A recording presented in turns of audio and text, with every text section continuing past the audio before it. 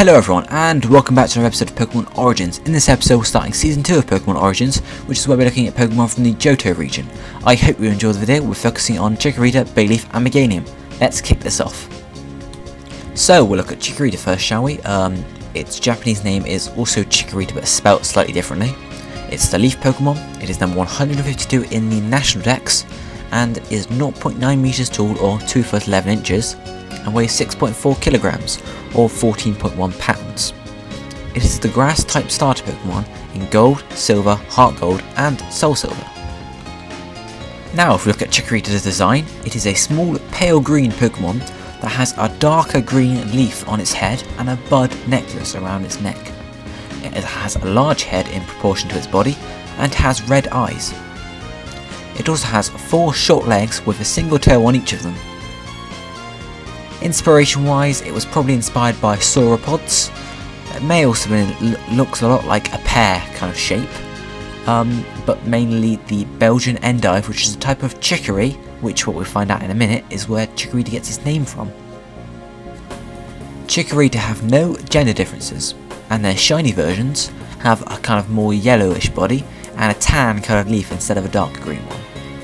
Pokédex entries tell us that there is a sweet smell coming from Chikorita's leaf, and that its leaf can also determine the temperature and the humidity in the environment around it. The Japanese name Chikorita and also the English name, they are both coming from chicory, which is a plant type, and ita, which is the feminine form of a Spanish suffix which means small or young, obviously referring to the fact that Chikorita is the base Pokemon in its evolution line. Now let's look at Bayleaf. Its Japanese name is Bayleaf as well, but spelt differently. It is also the Leaf Pokemon. It's number 153 in the National Dex, and stands at 1.2 meters tall or 3 foot 11 inches, and weighs 15.8 kilograms or 34.8 pounds. A Chikorita will evolve into a Bayleaf when it reaches level 16.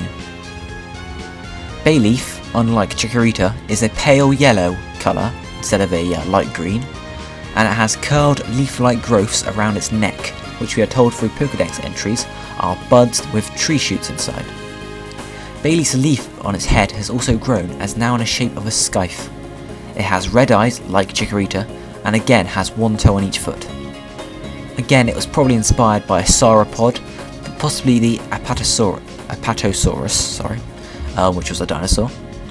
And the leaves around its neck are the leaves of the Bayleaf. Like Chikorita, there are no gender differences between Bayleaf, and Bayleaf's shiny form has a pale red body instead of the yellow body which Chikorita had, and the leaves and buds around its neck are autumn coloured, so a kind of red-orange. Pokédex entries tell us that, again, like Chikorita, there is an aroma coming from it, but it's a spicy aroma around its neck this time. And name-wise, Bayleaf is a corruption of Bayleaf, which is a herb, so obviously both names come from that, just different spellings. And finally, let's look at Meganium. Its Japanese name is the same, Meganium, and it is the herb Pokemon. It is number 154 in the National Pokédex, and stands at 1.8 meters tall or 5 foot 11 inches, and weighs 100.5 kilograms or 221.6 pounds.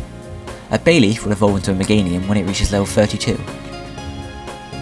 Like both Chikorita and Bayleaf, it's sauropod-like, and this time has 2 stamen-like protrusions coming from its nose. It now has yellow eyes instead of red, and has 3 toes on each foot instead of the 1 which Chikorita and Bayleaf had. Its leaves around its neck have now sprouted into a pink flower. However, its body colour is the same as Chikorita's, not Bayleaf's. And like Chikorita and Bayleaf, it was inspired by sauropods, again the Apatosaurus, and the flower around its neck was most likely the Geranium hibiscus, the Titan arum, or the Hippeastrum. Unlike Chikorita and Bayleaf, there are gender differences between Meganium. The females have a shorter antenna than the males. Like Chikorita, Meganium's shiny form has a green-yellow body and an orange flower around its neck. Pokédex entries tell us that Meganium's breath can revive dead plants, which is obviously very helpful. And again, like its pre-evolutions, there is an aroma coming from its petals this time, and this aroma calms anger or aggression in other people and Pokemon. Meganium's name comes from Mega and Geranium.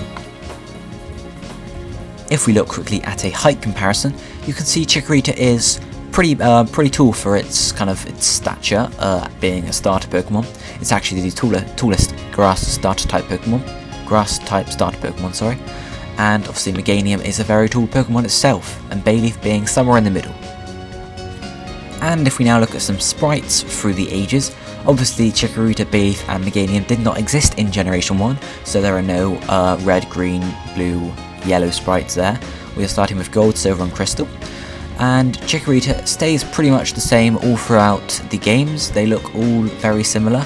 Its skin colour kind of changes. As you can see, Crystal is kind of darker than Gold and Silver. And the Generation 4 sprites are brighter than the Generation 3 sprites, which is interesting. The developers obviously changed their mind a bit. And now obviously moving on to Bayleaf. Again, these sprites are very similar throughout all the games, but like Chikorita there are differences in colour. Crystal's sprite is brighter than Gold and Silver, unlike Chikorita's sprite in Crystal, which was darker. And the difference again between Generation 3 and 4, it gets darker again in Generation 4 and 5, whereas Generation 3 is quite light in colour. And finally we're looking at Meganium sprites here. Now again, it looks pretty much the same throughout all the games, but there are a few slight colour changes. In Crystal, its flower is a much darker colour than in Gold and Silver, and it's lost the inner flower parts, whereas it gains them again more obviously in Generation 3, and Generation 4 sprites are slightly brighter than Generation 3 sprites. So concludes this episode of Pokemon Origins. I thank you very much for watching, and of course, as usual, don't forget to subscribe to both Canton University and go check out my channel, The One Integral. See you next time, guys.